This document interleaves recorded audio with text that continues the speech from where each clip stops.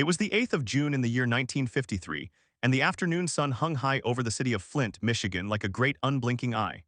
The sky was a deep and brilliant blue, the kind of blue that promises summer and freedom and long lazy evenings on front porches. The air was thick and warm, heavy with the smell of cut grass and blooming lilacs, and the streets of Flint were alive with the ordinary rhythms of a Tuesday afternoon. Children had just been let out of school for the summer, and their laughter echoed through the neighborhoods as they ran through sprinklers and chased each other across lawns still damp from the morning rain. Housewives hung laundry on clotheslines, the white sheets snapping in the breeze like flags of peace. Men were still at work, many of them at the great General Motors factories that gave Flint its heartbeat, the plants that churned out automobiles and employed tens of thousands of souls. It was a city of workers and families, of brick houses and corner stores, of churches and taverns and ball fields. It was a city that believed in the future, in progress, in the goodness of a hard day's work. No one looked at that blue sky and thought of danger. No one saw the shape of disaster hiding behind the horizon. But the weather that day was not what it seemed. There was a tension in the air that only the most sensitive could feel, a kind of electric prickling on the skin, a heaviness that made the leaves on the maples hang limp and still. The birds had gone quiet. The dogs, those faithful barometers of unseen trouble, paced nervously and whined at the screen doors. The people of Flint, busy with their lives, did not notice these small warnings. They had no reason to. Tornadoes were not a thing that happened in Michigan, not really. Everyone knew that tornadoes belonged to the plains, to Oklahoma and Kansas, to places where the horizon stretched flat and endless. Here in the green and rolling hills of the Great Lakes, the weather was gentle. It rained, it snowed. It blew cold from the north and warm from the south, but it did not howl with the fury of a twisting devil. That was the common wisdom, and the common wisdom was about to be proven wrong in the most terrible way imaginable. The storm began to form far to the west, over the farmlands of Wisconsin, where the air was hot and moist and unstable. It moved eastward with a purpose, gathering strength as it crossed Lake Michigan, feeding on the warm waters like a living thing growing hungry. By the time it reached the shoreline of the state, it was a thunderstorm of impressive violence, with clouds that towered miles into the sky, their tops flattened into anvils of ice and wind. But the funnel itself had not yet touched the earth. It was still hidden, a secret coiled within the belly of the cloud, waiting for the right moment to descend. The people of Muskegon, where the storm first came ashore, saw the sky turn a sickly green, and they heard the roar that sounded like a freight train bearing down on them. But the tornado did not strike there. It lifted, skipping over the town like a stone across water, and continued its journey east. It was looking for something. It was looking for Flint. In the neighborhoods of the city's north side, families were settling in for the evening. Dinner tables were being set, pots of green beans and boiled potatoes were being carried from stoves to counters, and the smell of meatloaf and fried chicken drifted through open windows. On the radio, the Detroit Tigers were playing a doubleheader against the Chicago White Sox, and the announcer's voice crackled with the familiar static of afternoon broadcasts. Kids listened from the front steps, their ears tuned to the sound of home runs and strikeouts, their minds far away from the weather. A few older folks glanced at the sky and noticed that the blue had given way to a strange yellowish gray, a color that made the world look like an old photograph. They remarked to each other that it looked like it might rain, maybe a good hard storm to clear the air. They did not know that what was coming was no ordinary rain. They did not know that the sky was preparing to fall. At exactly 4:30 in the afternoon, the tornado touched down for the first time in a rural area just west of Flint, near the village of Beecher. It was a sparsely populated stretch of road, with farmhouses set far back from the pavement and fields of corn and soybeans stretching to the horizon. The funnel was small at first, a narrow rope of spinning cloud that barely seemed to graze the earth. It tore a thin path through a grove of trees, snapping trunks like matchsticks, and then it lifted again as if testing the ground. But it did not go away. It grew. In the space of a few seconds, it fattened and darkened, pulling more and more of the storm's energy into its core. The rope became a column, a massive black cylinder that seemed to drink the light out of the sky. It touched down again, this time with a violence that shook the ground itself, and it began to move with a terrible steadiness toward the heart of Flint. The first sign of true destruction came at a small country schoolhouse on Coldwater Road. The school was a one-room building of white clapboard, with a bell tower on top and a flagpole out front. Inside, a teacher named Clara Newell was helping a group of children finish their end-of-year art projects. The children had made paper flowers and drew pictures of their families, and they were proud of their work. Clara was a young woman with a gentle voice and a patient smile, and she loved her students like her own. When the roar began, she thought it was a truck on the road, maybe a big diesel hauling gravel, but the roar did not pass. It grew louder and louder until it was all she could hear, and the windows began to rattle in their frames. She told the children to get under their desks, and she said a quick prayer to a God she hoped was listening. Then the roof of the schoolhouse lifted away like the lid of a box, and the walls fell outward, and the world became a chaos of flying glass and splintered wood. Clara was thrown across the room, and when she opened her eyes, she was lying in a field of debris with the sky above her where the ceiling should have been. She called for her students one by one, and one by one they answered her, shaken and bleeding but alive. All of them. Every single child survived. That was the first miracle of the day. But the tornado was not done. It crossed Coldwater Road and entered the Beecher subdivision, a newly built neighborhood of modest ranch houses and bungalows that had sprung up after the war to house the families of factory workers. These were homes built with hope, with dreams of a better life for the children who would grow up there. They had picture windows and carports and lawns that were just beginning to fill in with grass. The tornado hit them with the full force of its fury. It did not simply damage these homes. It erased them. It peeled them from their foundations and scattered the pieces over fields a mile away. It tore doors from their hinges and windows from their frames and sent them spinning through the air like leaves in a hurricane. It picked up cars and tossed them into trees. It picked up trees and tossed them into the next county. It picked up a school bus that was parked in a lot and rolled it end over end for 200 yards until it was a ball of twisted metal that no one could recognize. In one of those houses on a street called Stewart Avenue, a woman named Margaret Holloway was ironing a shirt for her husband, who was due home from the second shift at 7 o'clock. She had a cigarette burning in an ashtray on the windowsill above the sink, and the radio was playing a country song about heartbreak and long roads. She heard the roar, and she stepped to the front door to see what it was. She saw a black wall filling the entire western sky, and she knew in that instant that she was going to die. But she did not die. She ran to the back of the house and pulled her two small children into the bathtub, covering them with her own body as the house came apart around her. She felt the wind tear at her back, felt the sting of flying debris, felt the floor beneath her buckle and tilt. And then, as quickly as it had begun, it was over. She raised her head and saw that the bathroom was the only room left standing. The rest of the house was gone, swept away like a dream upon waking. She climbed out of the tub with her children in her arms and walked through the ruins of her neighborhood, stepping over splintered beams and shattered glass, looking for other survivors, looking for anyone who needed help. The tornado carved a path of devastation that was 1/2 mile wide and 27 miles long. It cut through the city like a scythe, from the western suburbs all the way to the eastern edge of town, and it left nothing in its wake that was not broken or dead. The official death toll would eventually be counted at 116 souls, but in the first hours after the storm, no one knew the full scope of the horror. The hospitals were overwhelmed before the sun went down. The streets were impassable, blocked by fallen power lines and collapsed buildings and the debris of 1,000 shattered homes. The National Guard was called in, and volunteers came from every corner of the state, driving through the night with shovels and flashlights and chainsaws, ready to dig through the rubble for the living and the dead. In the Beecher neighborhood, a man named Robert Curtis had been driving home from work when the sky turned black and the wind came up so fast that he had to pull his car to the side of the road. He got out and stood in a ditch, holding onto a fence post with both hands, and watched the tornado pass less than a quarter mile away. He saw it lift a house into the air and spin it like a top before dropping it and crushing it back into the earth. He saw a horse thrown into the sky, its legs flailing, its body twisting as it rose higher and higher until it was lost from sight. When the tornado passed, Robert got back in his car and drove toward the worst of the damage, not because he was brave, but because he could not imagine doing anything else. He found a woman wandering the streets with a baby in her arms and blood running down her face. He took her to the hospital in his car, driving over sidewalks and through yards because the roads were gone. He made 3 trips that night, each time carrying someone who had been pulled from the wreckage, each time not knowing if he would find a road open on the way back. The stories of that night are countless. They are the stories of ordinary people who did extraordinary things, who ran into burning buildings and dug with their bare hands and carried the wounded on their backs.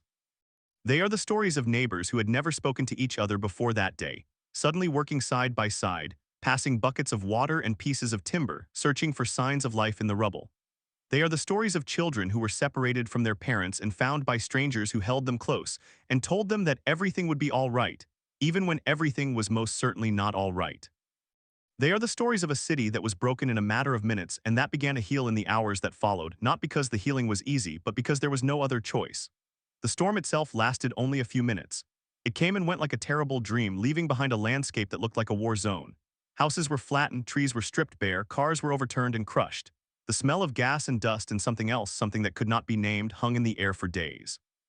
The sound of sirens filled the night, and the lights of emergency vehicles flickered through the darkness like fireflies trapped in a jar. And in the middle of it all, the people of Flint gathered together, holding candles and flashlights, standing in the ruins of their homes and waiting for the dawn. But the story of the Flint tornado is not only a story of destruction. It is also a story of resilience, of the human spirit refusing to be crushed. It is a story of a community that looked into the face of the most violent force in nature and did not blink. It is a story that deserves to be remembered, not as a footnote in the history books, but as a living testament to the strength of people who, when everything was taken from them, found the courage to build again. The tornado touched down at 4:30 in the afternoon. By 6 o'clock, the first rescue teams were already on the ground. By midnight, the Red Cross had set up shelters in every church and school that was still standing. By the next morning, the governor had declared a state of emergency, and the president had promised federal aid. And by the end of the week, the people of Flint had begun to rebuild, not just their houses, but their lives. They did it with hammers and nails and 2x4s. They did it with casseroles and coffee and shoulders to cry on. They did it with the quiet determination of people who know that the only way through a storm is to keep moving forward. One of the most remarkable stories to come out of that night was the story of the Beecher Elementary School. The school had been full of children when the tornado struck, and many of them had been in the middle of an afternoon assembly when the roof began to shake. The teachers had acted quickly, herding the children into the hallways and covering them with their own bodies. When the tornado passed, the school was still standing, though the windows were blown out and the walls were cracked. Not a single child was killed. The teachers, some of whom had been cut by flying glass and bruised by falling debris, refused to leave until every last student had been accounted for and handed over to a parent or a guardian. They stood in the rain and the wind, calling out names from a class list, checking off each child one by one, and when the last name was called, they finally let themselves cry. In the days that followed, the people of Flint learned things about themselves that they had never known. They learned that they were stronger than they thought. They learned that they could endure more than they imagined. They learned that the bonds of community were not made of brick and mortar, but of flesh and blood and love. They learned that a neighbor was not just the person who lived next door, but the person who would dig through the wreckage of your house to find your grandmother's china, the person who would lend you a pair of shoes because yours were lost in the mud, the person who would sit with you on the curb and hold your hand and say nothing at all, because nothing needed to be said. The Flint tornado of 1953 was one of the deadliest tornadoes in American history. It was a tragedy that claimed more than 100 lives and destroyed thousands of homes. But it was also a turning point, a moment when the people of Flint discovered that they were not just a city but a family, and like any family, they took care of their own. In the years that followed, the scars of that day began to fade. New houses were built, new trees were planted, new families moved in to fill the empty spaces. The children who had survived the storm grew up and had children of their own, and they told them the story of the day the sky fell. They told them about the roar that sounded like 10 freight trains, about the wind that could lift a car like a toy, about the darkness that came in the middle of the afternoon. They told them about the helpers, the ordinary people who became heroes for a day. And they told them that no matter how dark the sky gets, no matter how hard the wind blows, the sun always comes back. But that is the story of the aftermath, the story of what happened after the storm had passed. Before we get to that, we need to go back to the beginning. We need to go back to the moment when the sky was still blue and the air was still warm and the people of Flint had no idea that their world was about to change forever. We need to go back to the 8th of June, 1953, and we need to walk through that day step by step, hour by hour, minute by minute. We need to see it through the eyes of the people who lived through it. We need to feel the fear and the hope and the sorrow and the joy. We need to understand what it means to come face to face with a force of nature so powerful that it can erase a block of houses in the blink of an eye. And we need to remember that the human spirit, for all its fragility, is a force of nature too. We need to remember that the human spirit, for all its fragility, is a force of nature too. And so we go back not to the moment of impact, but to the moments before when the world was still ordinary. The morning of June 8, 1953, dawned warm and humid over Flint, Michigan. The sun rose over the General Motors plants, casting long shadows across the streets where workers were already heading to their shifts. Children played in yards, their laughter carrying through the still air. Housewives hung laundry on clotheslines, the white sheets flapping gently in a breeze that felt more like a whisper than a warning. In the Beecher neighborhood, a predominantly working-class area north of the city center, families went about their daily routines. A man named Arthur was fixing his porch railing, a job he had put off for weeks. His wife, Martha, was inside making sandwiches for their 3 children, who were due home from school in a few hours. They had no radio on, no sense of the weather beyond the sticky heat.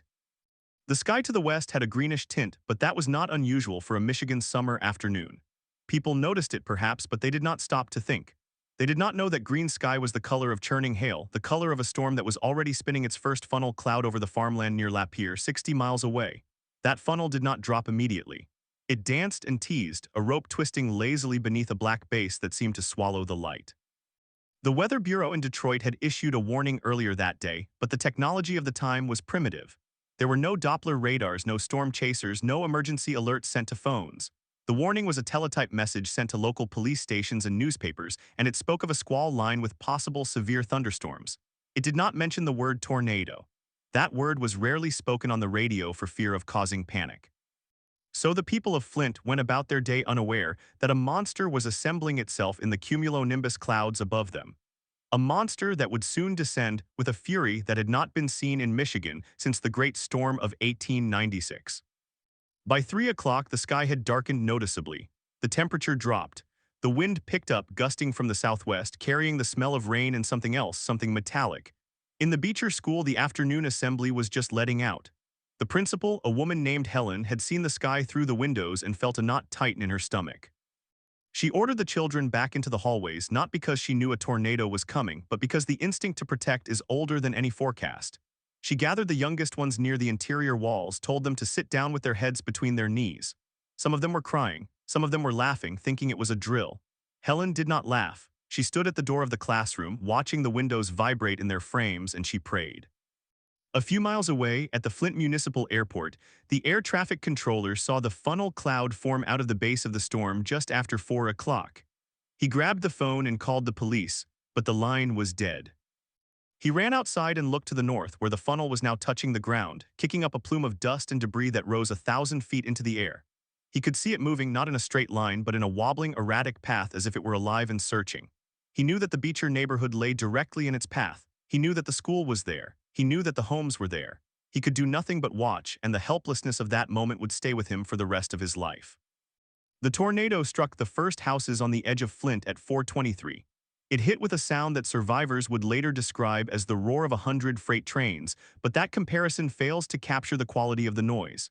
It was not just loud, it was physical. It was a pressure that pushed against the eardrums, that vibrated in the chest, that shook the ground so violently that people could not stand. It was the sound of the world being torn apart, the sound of wood splintering, glass shattering, metal screaming, and over it all, a deep, rumbling bass note that seemed to come from the earth itself. In the Beecher neighborhood, a woman named Evelyn was in her kitchen when she heard the roar. She looked out the window and saw the sky turn black. She saw her neighbor's house rise into the air, not in pieces, but whole, lifting off its foundation as if it were a child's toy, and then it exploded into a cloud of lumber and plaster. She had only time to grab her infant daughter and dive into the basement, where she curled into a ball beneath the workbench, covering the baby with her body. She felt the house above her shudder and groan, and then she felt it lift, and for a terrifying moment she thought that the basement itself was going to be ripped out of the ground. But then the pressure released, and the roar moved on, and she heard the rain beginning to fall, and she knew that she was alive. The tornado cut a path 1 mile wide and 27 miles long.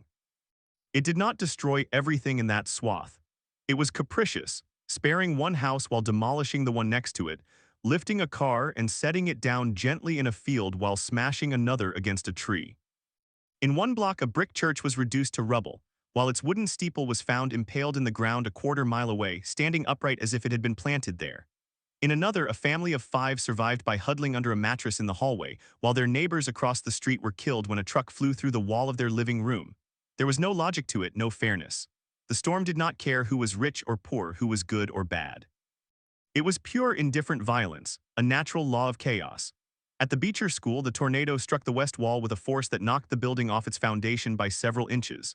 The roof tore open, and for a moment the children and teachers inside could see the sky black and spinning, and they could feel the vacuum of pressure drop that made their ears pop and their chests tighten. Helen threw herself over the smallest child, a boy named Tommy who was only 5 years old. She felt debris raining down on her back, felt a sharp pain as a piece of wood cut into her shoulder. She did not move. She held Tommy and she told him to close his eyes and think of his mother, and she whispered that everything would be all right, and she believed it because she had to believe it. When the storm passed, she stood up in a room full of dust and screaming children, and she saw that the roof was gone but the walls were still standing. She saw that the children were crying, but they were alive. She began to count them, touching each head as she passed, saying their names, and when she reached 37, she realized that was all of them. 37 children, 3 teachers, no deaths. It was a miracle and she did not know how to account for it, but she did not try. She just hugged the nearest child and let the tears come. Outside, the neighborhood was unrecognizable.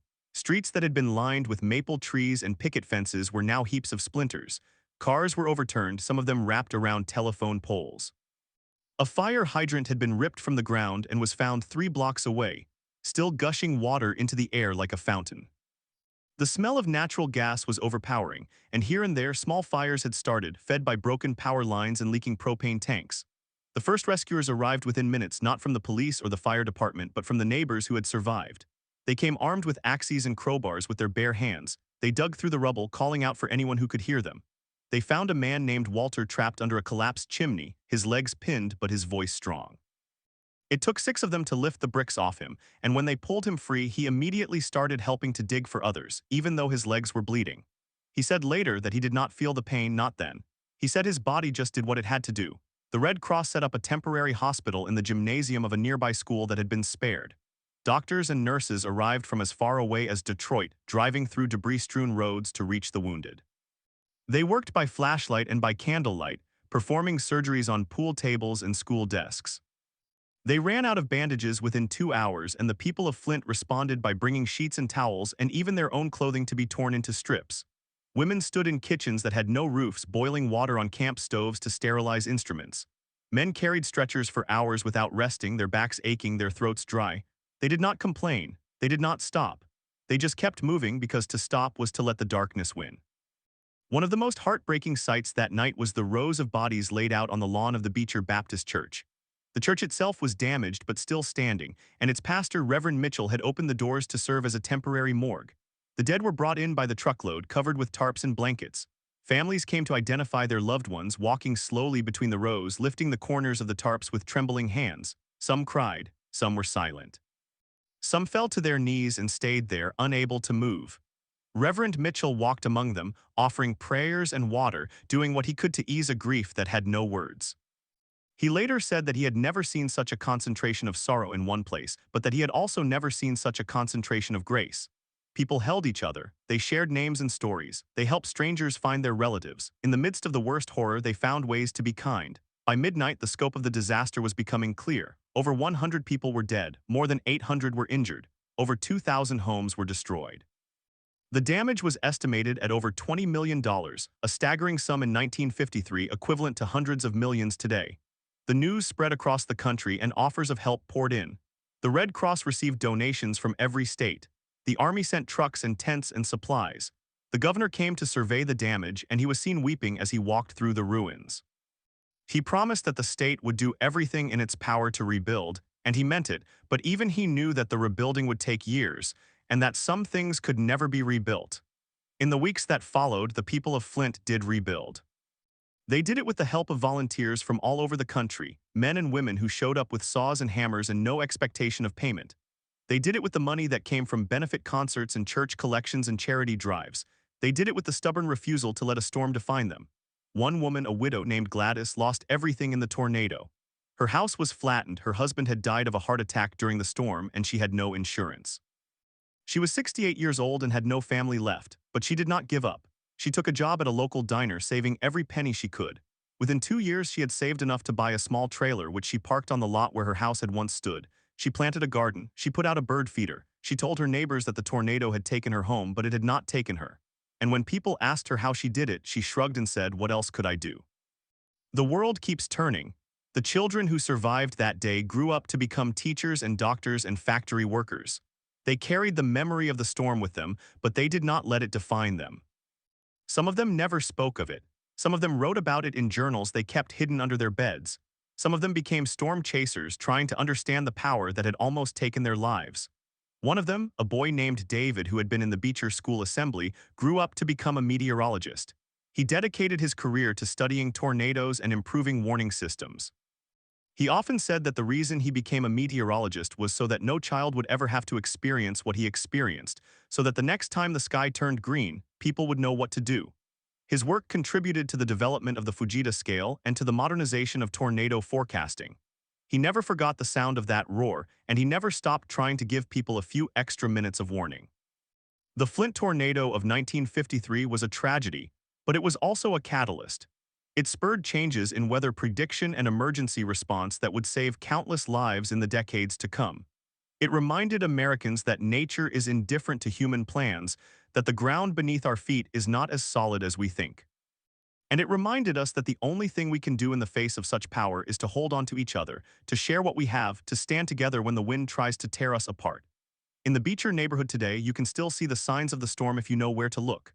The trees are younger than those in other parts of Flint, having been replanted after the tornado stripped the land bare.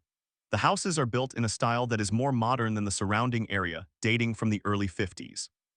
There is a memorial park at the site where the Beecher School once stood, with a plaque that lists the names of the dead. Every year on June 8th, people gather there to remember. They bring flowers and candles and photographs. They tell stories. They stand in silence as the names are read aloud, from the youngest victim, a 3-year-old girl named Mary, to the oldest, an 82-year-old man named Harold. They do this not because they are stuck in the past, but because they know that to forget is to lose a part of themselves. The storm shaped their community. It made them who they are. And so we return to that green sky, to the moment before the roar, to the ordinary day that was about to become extraordinary. We remember the children coming home from school, the women hanging laundry, the men fixing porches. We remember the hope that lies in every ordinary moment, the love that makes us dare to put down roots in a world that can be swept away in an instant. We remember that we are all, every one of us, living in the shadow of a storm that has not yet arrived. And we remember that the only way to face that storm is together, with our hands reaching out, with our hearts open, with the quiet courage of people who know that the human spirit is a force of nature too, and that no wind, no matter how strong, can ever blow out the light of a single act of kindness. In the years that followed, the story of the Flint tornado did not end with the rebuilding. It continued in the lives of those who carried the memory, in the policies that changed, in the warnings that saved lives elsewhere. It continued in the quiet moments when a survivor heard a distant rumble and felt their heart stop, even if the sky was clear. It continued in the children who grew up and told their own children about the day the world turned upside down, and in the grandchildren who listened with wide eyes, trying to imagine a force so terrible that it could lift a school bus and set it down a block away. One of the most significant changes to come out of the Flint tornado was the push for better communication during disasters. In 1953, there was no standardized system for tornado warnings. The Weather Bureau, as it was then called, had no radar network, no television broadcast that could interrupt programming, no emergency alert system. People relied on word of mouth, on the sound of factory whistles, on the instinct of old farmers who could read the sky. After Flint, meteorologists and civil defense officials began to argue that this was not enough. They pointed to the fact that many victims had no idea the storm was coming until it was upon them. They pointed to the children in the Beecher School auditorium who had been told that it was just a bad thunderstorm. They pointed to the families who had huddled in their basements, thinking they were safe, only to have their houses collapse on top of them. The result was a gradual but determined effort to improve forecasting and warning. The Weather Bureau began to invest in radar technology, building on the military systems developed during World War II. By the late 1950s, the first weather radar networks were being installed, and with them came the ability to see a tornado forming before it touched the ground. It was not perfect, and it would take years to become reliable, but it was a start.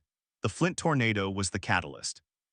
It was the proof that the old ways were not enough, that lives were being lost not because the storms could not be predicted, but because the predictions could not reach the people who needed them. The man who would become the face of this effort was a young meteorologist named Alan Pearson, who would later head the National Severe Storms Forecast Center. Pearson visited Flint in the aftermath of the tornado and was struck by the stories he heard. He interviewed survivors, studied the damage patterns, and began to understand the scale of what had happened. He wrote in his notes that the tornado had carved a path that was not just physical but psychological, that the fear in the eyes of the people he spoke to was as real as the splintered wood at his feet. He also noticed something else. The warnings that were issued had been vague. They had said that severe thunderstorms were possible, but they had not said that a tornado was likely.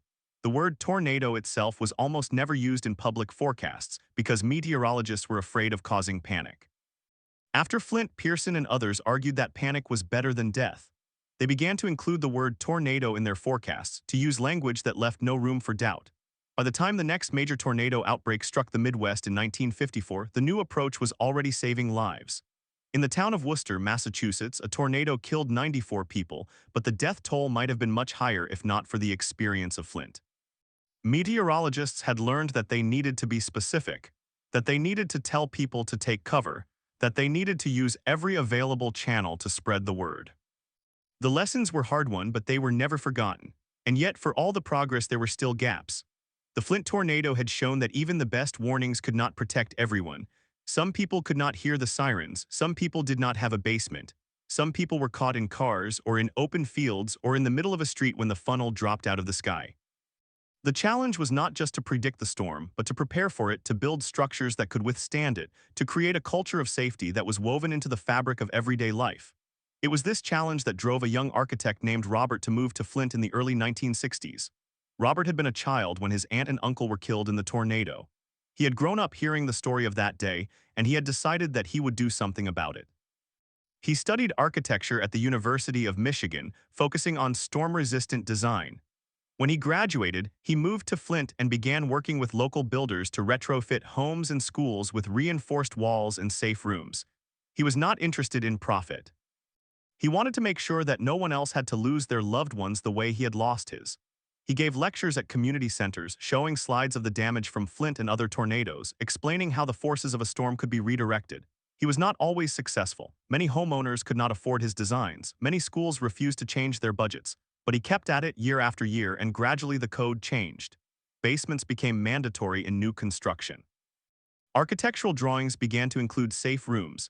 It was slow and it was imperfect, but it was progress. Meanwhile, the emotional scars of the storm continued to surface in unexpected ways. In 1965, 12 years after the tornado, a woman named Clara was standing in line at a grocery store when a delivery truck backfired outside. She screamed and dropped to the ground, covering her head with her hands.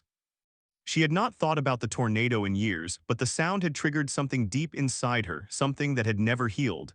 The store manager helped her up. Other customers looked at her with concern. She apologized, embarrassed, but the shaking did not stop for hours. Later that week, she went to see a doctor, who told her that she was suffering from what would later be called post-traumatic stress disorder. In 1953, there was no name for it. In 1965, it was still not widely understood. But Clara knew that her body remembered what her mind had tried to forget. She began attending a support group for survivors, a group that had started informally in the basement of a church. They met once a month, sharing stories and offering comfort. They did not call it therapy. They called it coffee and conversation. But it was therapy and it helped. One of the most remarkable aspects of the Flint tornado was the way it brought people together across racial and economic lines. Flint in 1953 was a segregated city with black and white neighborhoods divided by custom and by law. But on the night of June 8th, those divisions meant nothing. White families dug through rubble to find black children. Black families took in white neighbors who had lost everything. The Red Cross and the Salvation Army served everyone. The temporary hospitals treated everyone. The morgue accepted everyone. It was not a lesson that lasted, not in the long run. The old divisions returned as they always do. But for a few days, for a few weeks, the people of Flint saw each other not as black or white, but as human. They saw the shared vulnerability of bodies that could be broken by the same wind. They saw the shared strength of hands that could lift the same piece of wood. That moment did not disappear entirely. It lingered in the friendships that crossed the color line, in the alliances that persisted long after the debris was cleared. One of those alliances was between two men, a black carpenter named James and a white electrician named Mike. They had been strangers before the storm. They met when James helped Mike pull a beam off his trapped wife, who survived. After that, they became friends. They worked together on rebuilding homes. They started a small contracting business. They faced prejudice from clients who did not want a black man working on their houses, but they refused to separate. Mike would tell those clients that if they did not want James, they did not get him either. It cost them money, but they did not care. They had seen too much death to worry about the color of a person's skin. They had held each other's hands in the dark, and that was something you could not unlearn. The story of the Flint tornado also reached far beyond the city limits. It was covered by newspapers across the country and by radio and by the fledgling television networks. The images of the destruction shocked the nation. In the days after the storm, donations poured in from every state. School children in California collected pennies. A group of farmers in Iowa sent a truckload of corn. A church in Alabama raised $1,000, a huge sum for a small congregation. The Red Cross was overwhelmed by the generosity. They had to hire extra staff just to process the donations. It was a reminder that even in the midst of tragedy, there is a deep well of compassion in the American people, a willingness to help strangers they will never meet. But the most lasting impact of the Flint tornado was in the field of meteorology. The storm had been so powerful and had caused so much destruction that it demanded to be studied. Scientists from the University of Chicago and the Weather Bureau came to Flint to survey the damage. They measured the width of the path, the intensity of the winds, the types of structures that had been destroyed and those that had survived. They took photographs from airplanes. They interviewed witnesses. They began to develop a classification system for tornadoes based on the damage they caused. This work would eventually lead to the creation of the Fujita scale, named after Dr. Ted Fujita, a Japanese-American meteorologist who studied the Flint tornado and others like it. Fujita visited Flint in the 1960s, more than a decade after the storm. He walked the same streets that had been devastated. He talked to the same survivors. He looked at old photographs and newsreel footage. He was a meticulous man, known for his attention to detail, and he spent years analyzing the patterns of damage. He noticed that the destruction was not uniform. Some houses were completely leveled, while others nearby were only slightly damaged. He realized that this was because the tornado had variations in its strength, that there were subvortices within the main funnel, that the wind speeds could change dramatically from one spot to the next. He called these areas of intense damage F-scale markers, and he used them to estimate wind speeds. His work revolutionized the study of tornadoes. It gave scientists a language to describe what they saw. It gave forecasters a way to communicate danger.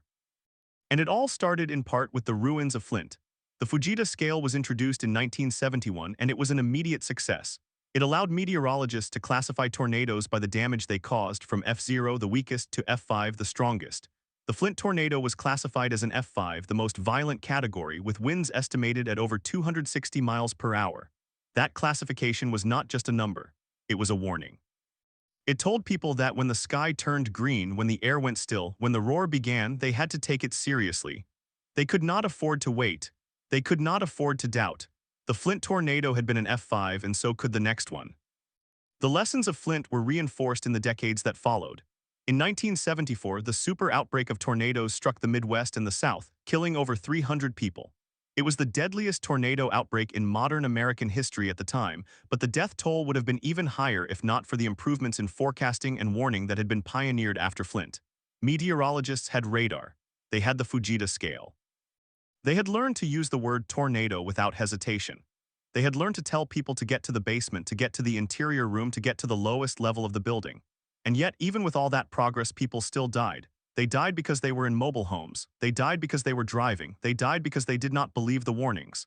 The tornado is an enemy that does not negotiate. In Flint, the memory of the storm began to fade as the years passed. The survivors aged. The children grew up and moved away. The destroyed neighborhoods were rebuilt, and the new residents did not always know the history of the place. But there were always those who remembered. There was the woman who kept a jar of dirt from the site of her old house, a reminder of what she had lost and what she had rebuilt. There was the man who flew an American flag every June 8th, even if it was just a small one on his porch. There was the family that gathered every year for a picnic at the memorial park, telling stories to the grandchildren who had never seen a tornado. They did not want to forget, because to forget was to disrespect the dead. To forget was to pretend that the storm had never happened, and that was a lie. One of the most poignant stories from the later years involves a woman named Evelyn who was 12 years old when the tornado hit. She had been in the Beecher School assembly. She had seen the wall collapse. She had crawled out from under a desk covered in dust and blood. She had walked home through the rubble, stepping over bodies, not knowing if her parents were alive. They were. Her mother and father had taken shelter in the basement of their house, and the house had survived. But Evelyn never forgot the walk. She never forgot the silence that followed the roar, the way the world looked like a photograph of itself, everything torn and twisted. She carried that memory for the rest of her life. She became a nurse. She specialized in emergency medicine, working in hospitals across the Midwest. She saw other disasters. She treated victims of floods and fires and car crashes. But she always said that the tornado was the worst because of the sound. She could not explain it. She just knew that no other disaster made a sound like that.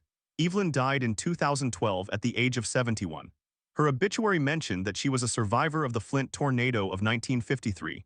It said that she had dedicated her life to helping others, and that she had never forgotten the faces of the people she had seen that day. Her children and grandchildren gathered at her funeral. They told stories about her fierce independence, her stubborn optimism, her habit of checking the weather every morning before anyone else woke up. They remembered how she would stop whatever she was doing if she heard thunder. They remembered how she would look at the sky with a gaze that was not quite fear, but something close to it. They knew that she had been shaped by the storm, and they were grateful that she had been shaped into the woman she became. The Flint tornado also had an impact on the way communities prepared for disasters. In the years after the storm, civil defense became a priority at the local level. Flint established a network of sirens that could be activated by the police or the fire department. Schools began conducting tornado drills just as they conducted fire drills. The drills were not always taken seriously. Children often giggled and whispered as they lined up in hallways, but the teachers knew. Some of them had been in the Beecher School. They remembered the assembly. They remembered the wall. They did not laugh. By the 1980s, the National Weather Service had a system in place for issuing tornado watches and warnings. The technology had improved. The radar could see rotation in the clouds. The forecasters could track a storm in real time, and they had learned to use the language of urgency. When a tornado warning was issued, it meant that a tornado had been spotted or indicated by radar, and that people needed to take cover immediately. That system saved lives. It saved lives in 1999 when an outbreak of tornadoes struck Oklahoma and Kansas, killing dozens instead of hundreds. It saved lives in 2011 when an historic outbreak swept across the South, but the death toll was still far lower than it would have been without the warnings. The system was not perfect, and it never would be, but it was better, and it was built on the lessons of events like Flint. Today, when a tornado warning is issued, people know what to do. They go to the basement. They get under a sturdy table. They cover their heads. They wait for the all clear. They do not think about Flint because they do not need to. The system works. But the people who created that system, the meteorologists and the engineers and the survivors, they thought about Flint. They thought about the children in the auditorium. They thought about the women hanging laundry. They thought about the men fixing porches. They thought about the ordinary day that turned into a nightmare, and they did everything they could to make sure that no other day had to be that way. And so we come back to the green sky, to the moment before the roar, to the ordinary day that was about to become extraordinary. We remember the children coming home from school, the women hanging laundry, the men fixing porches. We remember the hope that lies in every ordinary moment, the love that makes us dare to put down roots in a world that can be swept away in an instant. We remember that we are all, every one of us, living in the shadow of a storm that has not yet arrived. And we remember that the only way to face that storm is together, with our hands reaching out, with our hearts open, with the quiet courage of people who know that the human spirit is a force of nature too, and that no wind, no matter how strong, can ever blow out the light of a single act of kindness. This is the legacy of the Flint tornado. It is not the wreckage. It is not the bodies. It is not the fear. It is the way that people held each other in the dark. It is the way that a community rebuilt itself, not just with bricks and mortar, but with the slow, patient work of trust. It is the way that a single storm changed the course of science and of safety and of compassion. It is the way that a little girl named Mary, who died at age 3, is still remembered every year when the names are read. It is the way that a city once broken found the strength to stand again. The storm passed. The wind died down. The sky cleared. And the people of Flint, survivors all, walked out into the light, blinking, covered in dust, holding each other. They had nothing left but each other, and that was enough. It had to be. The storm passed, the wind died down, the sky cleared, and the people of Flint, survivors all, walked out into the light, blinking, covered in dust, holding each other. They had nothing left but each other, and that was enough. It had to be. And yet, even in that enough, there was a seed of something more. The survivors did not simply go back to their lives. They could not. The lives they had known were gone, scattered like the walls of their homes. What they built in the years that followed was not a restoration. It was a new creation, shaped by the memory of what had been lost. The churches that had held the injured and the dying became places of new fellowship. The schools that had been destroyed became centers of community rebuilding. The parks that had been littered with debris became spaces for children to play again, their laughter a fragile but persistent defiance of the silence that had followed the roar. There is a story from 1963, 10 years after the tornado. A man named Harold, who had lost his wife and 2 children in the storm, planted a grove of oak trees on the site where his house had stood. He planted them in a circle, one for each member of his family. He watered them by hand every summer. He trimmed them every fall. He watched them grow from saplings to sturdy trees, their roots sinking deep into the soil that had once been soaked with rain and grief. Harold never remarried. He lived alone in a small apartment on the other side of town. But every Sunday he visited the grove. He sat in the shade of the oaks and talked to his wife, to his children, to the wind that moved through the leaves. Some of the neighbors thought he was eccentric. Others understood. They had their own rituals, their own ways of holding on. That grove is still there today. The city of Flint maintains it as a memorial. The oak trees are tall now, their branches intertwined, forming a canopy that filters the sunlight into a soft green glow. There is a bench at the center of the circle and a plaque that tells the story of the tornado and of the family that had lived there. School children visit on field trips. They sit on the bench and listen to their teacher read the names of the 116 people who died. They do not always understand the weight of what they are hearing. But some of them do. Some of them look at the oak trees and feel something stir inside them, a quiet awareness that the ground beneath their feet has been hallowed by sorrow and by love. The legacy of the Flint tornado is not only in the science of storm prediction or the protocols of emergency response. It is in the way that ordinary people confronted with the unimaginable chose to keep living. They did not become heroes. They did not write books or give speeches. They simply continued, day after day, putting one foot in front of the other, rebuilding their homes, raising their children, planting their gardens. They carried the memory of the storm not as a burden but as a guide, a reminder that life is fragile and that every moment is a gift. They learned to love more fiercely, to hold more tightly, to forgive more readily. They learned that the only thing strong enough to stand against a tornado is the human heart. And so, as we close this story, we do not leave Flint in 1953. We leave it in the present, a city that has known other struggles, other storms.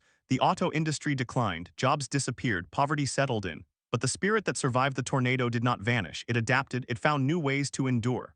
The people of Flint, whether they know the story of the tornado or not, are still survivors. They still gather in churches and community centers. They still help their neighbors when the water is bad or the pipes freeze. They still plant trees in memory of those they have lost. The tornado of 1953 is not just a historical event. It is a symbol of everything we face, every disaster that tears through our lives, every loss that leaves us standing in the rubble. And the story of Flint is a reminder that we are not defined by the storms that hit us. We are defined by what we do in the aftermath. We are defined by the hands we reach out, the homes we rebuild, the love we refuse to let die. And so we let the story end here in the quiet of a summer afternoon in the shade of a grove of oak trees, with the names of the dead carved in stone and the living still walking the earth, carrying the light of those who are gone. The storm has passed.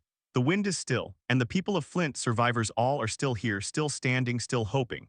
That is the only ending that matters. That is the only truth that remains.